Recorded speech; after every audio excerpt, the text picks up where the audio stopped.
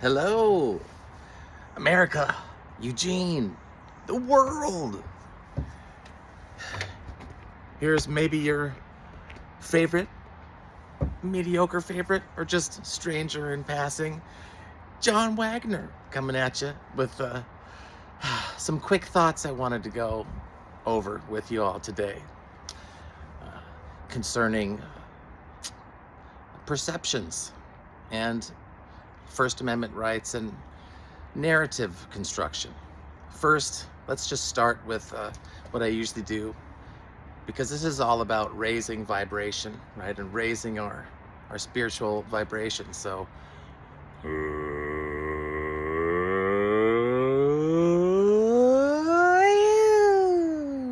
okay, so we'll start with that.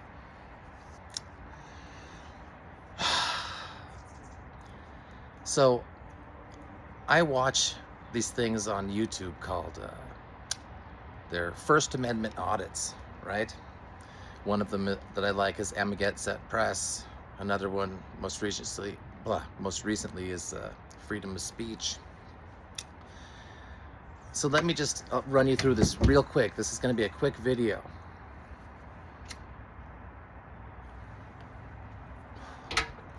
So there'll be like maybe one, two, or three guys will go to a post office, right? Where lots of us, young people, old people, rich, poor, everybody goes to the post office for different reasons, right? So these guys will stand outside with a mask on, usually a hat, and they'll just sit there with cameras recording, and they don't say a word. That's what's different. They don't say shit. They have a tag on them that says press or something like that. But they just stand there and they don't say anything, right? So as people approach the post office, they'll see these guys with cameras, and the people will walk up to the camera people and go, "Hey, what are you doing? Why are you recording me? Why are you getting in my face? Why? Look at you. What are you doing right now? You're getting in my face." And people will walk up to them. And now remember, the people with the cameras, they're not moving forward. They're usually trying to get back, but they're not saying anything. And so people will come up and they'll say, "Oh, you're one of those, you're just a Nazi Trump person, right?" And they'll go on. Somebody else will come up and the same thing. The camera people, they don't say a word. But then somebody else will come up and say, "Oh, you're one of those left-wing Antifa people." And they walk off. And then somebody else comes up and says, "Oh, you're just one of those insurrectionists." And what is really interesting about this is that these people that come to the post office, when they see somebody holding a camera, they feel entitled to know why, right? It's kind of an entitlement thing. And usually it will spiral out of control and the other people aren't saying anything. It's usually white people, right? But when we are faced with people that don't interact with us, our entitlement says, "What? You're not talking to me? You're not doing what I want you to do? You're not doing oh my God, it must be illegal." And people call cops on them and all these things. But what is really interesting is how many different imaginary scenarios people come up with of why those people are standing there with cameras. They're not talking. They're just standing there recording. And you'll get like 50 different answers of people coming up who are convinced. "What are you? You're just doing this for what? Because did my ex-wife send you here? Well, you just tell her." Right? It's ridiculous. Okay?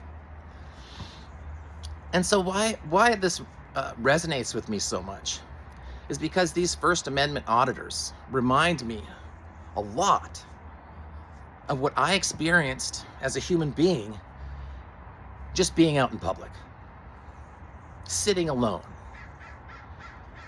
I mean, there were times, I've been kind of just hiding because I don't know what else to do, you know?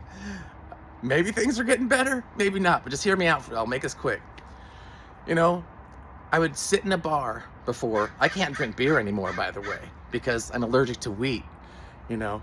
So I made a joke about that. I was like, well, you know, I had to stop drinking beer, but like my relationships, I was still in love when my relationships ended. So it's not like I stopped drinking beer because I wanted to. It's because I had to. I can't digest wheat. Anyway, back to the story. I could just sit somewhere by myself, order a beer, and just sit there. And then somebody would come up and say, hey man, sorry, but you're making people feel uncomfortable. I didn't do anything. I didn't interact with anybody. I didn't look at anybody. I just sat by myself, and I make people feel uncomfortable, so I have to get my drink pulled and get asked to leave. You know, would you do the same thing to a guy? If you walked into a bar and there was a guy that had half his face blown off during war, and it's like you can see his teeth and his tongue, and he's sitting there, and you walk in, you're like, oh my God, look at his face. It's just so disgusting. It makes me feel terrible. That's not his fault. Those are your feelings. And so to wrap this into something that we all have, right?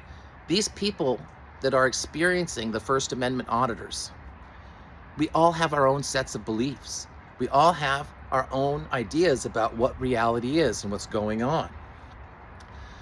And so we do things, we say things, not just thoughts. We actually perform bodily functions based upon what we believe. And so even if that's not even a realistic thing to do, and it's so refreshing to see these people that do the First Amendment audits that just don't talk at all, they just stand there, and to hear the myriad of reasons that people accuse these people, the auditors, of doing. And that's us.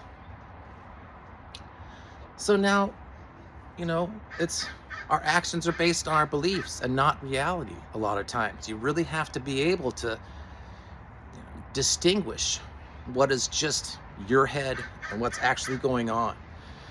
And just be careful about everything that you see, all the things that we're looking at the news and all the stuff. We learn by observation, right? We learn by watching other people. We learn by watching what's going on around us.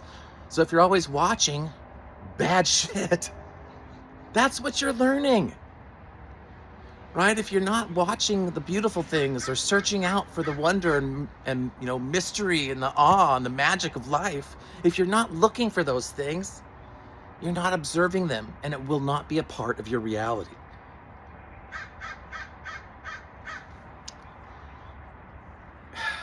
You know, so that's all I wanted to say.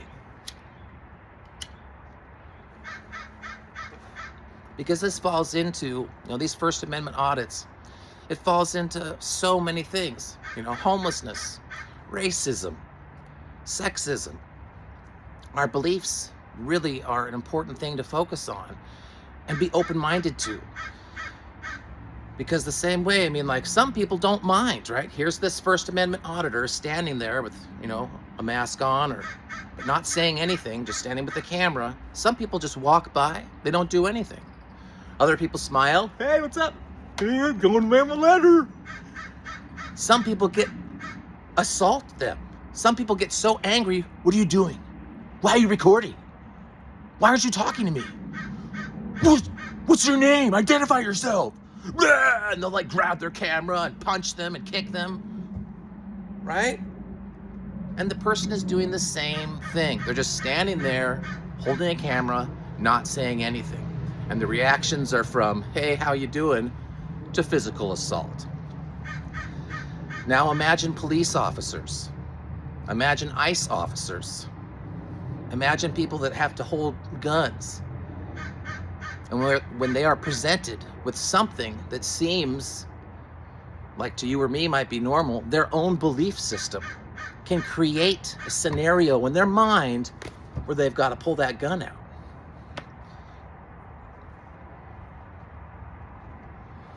Don't be one of those people. Choose kindness. Give people the benefit of the doubt. When you see a homeless person and you have an entire narrative of what they're doing and why in society, how did they get there? Why are they there? And you see someone homeless, oh, they're just this and this and this. Really? How the fuck do you know? Right? How the fuck do you know that? You don't. You know nothing until you walk up to the person and start asking them questions. And that's where what we are becoming right now, is we are becoming reactionary rather than visionary. We are reacting to a scenario that doesn't exist, rather than envisioning other scenarios. We're seeing something in a different light. We only have one way, and my way is right. No. A more correct statement is that we're all wrong. Right? It's like when you're talking about the truth. There's always two sides to the truth. Right? There's a right and wrong, and the truth lies right in between somewhere. It's not your perception. It's not my perception. It's something completely different. So just keep that in mind. As we witness more shooting, as we witness more division amongst ourselves, consider for a moment what it is you're actually thinking about. Is it real? Or is somebody just standing there with something and you're creating a narrative that doesn't fucking exist? It's not a left or right thing. Get out of that mindset. Create, be observant, see what's happening. Use your heart. Imagine that we are all one human family. If that was your friend homeless on the street, how would you feel? If that was your father, your mother, how would you feel? If that was your neighbor, your science teacher, getting pulled over by ICE and shot in the face, how would you feel if it was not separate from you? So just a reminder to guide yourself with love and compassion and empathy, because that will come back to you. It will protect you during this time and protect all of us. Just a reminder. Anyway, I said I was going to keep this quick, so I will. I love you guys. It's just something to think about and be aware of. Keep this free. Keep it free. I love you. Mwah.